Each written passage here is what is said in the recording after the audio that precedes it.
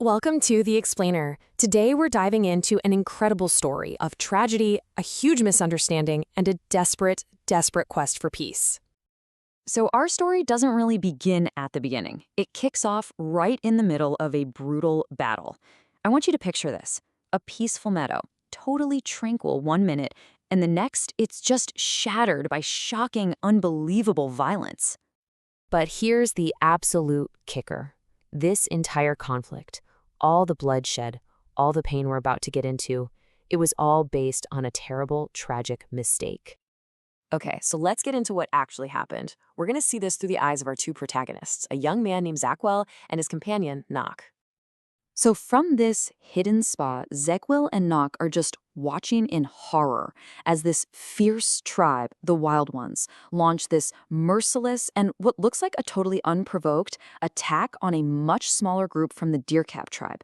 And the Deercap guys, they fought hard, but they were just completely outnumbered.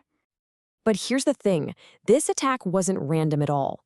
And to really get why it happened and why our heroes are feeling this crushing guilt, we have to rewind the clock a little bit to another deadly encounter.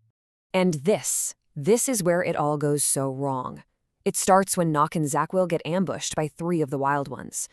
It was a fight for their lives, and Nock had no choice. He had to kill their attackers.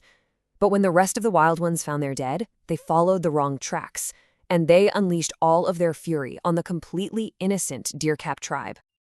So the battle is over, the smoke clears, and that's when this horrifying realization sinks in for Zakwill and Nock. This wasn't the end. This was the beginning of an all-out tribal war fueled by this one terrible act of mistaken revenge. And yep, their worst fears were confirmed. Messengers from the Deercap survivors show up, and they've got a stark warning. The balance of power is broken. War is coming, and it's going to be devastating. Hearing this, a wise elder named Zeneeva steps up. She proposes this. Well, it's a total long shot, a desperate plan. She begs Zakwill to find her long-lost brother, a powerful shaman named Gollett, who lives in total isolation at the very edge of the world. And just like that, Zakwill's entire world shifts on its axis. What started as a personal quest, to fulfill a prophecy for his own people, has suddenly exploded into this massive mission to save everyone from a war that would destroy them all. So the journey to find Gollett, it was unbelievably dangerous. It leads them to this fortress that seems impossible to get into. And the whole thing comes down to a test of courage and one single ancient artifact. See, Zakwill was carrying something really important. It was an amulet he'd inherited from his grandmother, Shulla, who, by the way, was Zeneeva's sister and a legendary healer. This wasn't just a piece of jewelry. It was a sacred object, a powerful sign from the spirits. So after they finally pass all these tests and get to meet the shaman, they start explaining everything about the coming war. And as Zakwill is talking, the amulet starts vibrating. It gets so intense that Gollett just roars out this command. He needs to hold it. And the second Gollett's hand touches that amulet, bam! It just explodes with this brilliant yellow light. It lights up the whole room, and everyone is just stunned into silence. Everyone except Gollett. For Gollett, this was it. This was the proof. The amulet finding its way to him was an undeniable sign from the Great Spirits.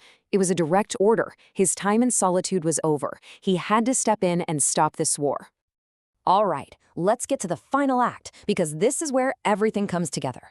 Gollett's power was a huge deal, for sure, but it was going to take a lot more than magic to stop this tidal wave of vengeance.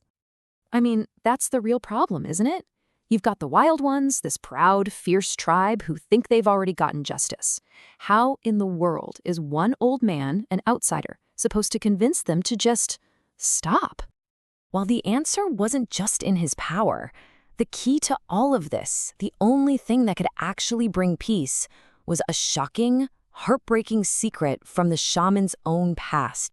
So when Gollett finally stands before the Council of the Wild Ones, he comes face to face with their leader, a really formidable woman named Katha. And as he looks at her, he knows she's his daughter, the infant daughter he was forced to abandon decades and decades ago. And that stunning revelation, that bond of kinship, it changes everything. It becomes the bridge that allows everyone to come together at that same meadow. It's where Nock can finally tell the truth, where Catania can offer a formal apology on behalf of her people, and where the Deerkep elder, Chaitin, can offer his acceptance. The war was over. Ultimately, what this story really shows us, so powerfully, is that even the most violent conflicts, the ones that seem impossible to solve, can be resolved. But it takes leaders who are brave enough to face painful truths and choose a harder path than revenge. Which, of course, leaves us with one last question to think about. When peace is built on a foundation of such tragedy and pain, what does it actually take to make it last? What kind of strength does that require? Not just now, but for all the generations to come.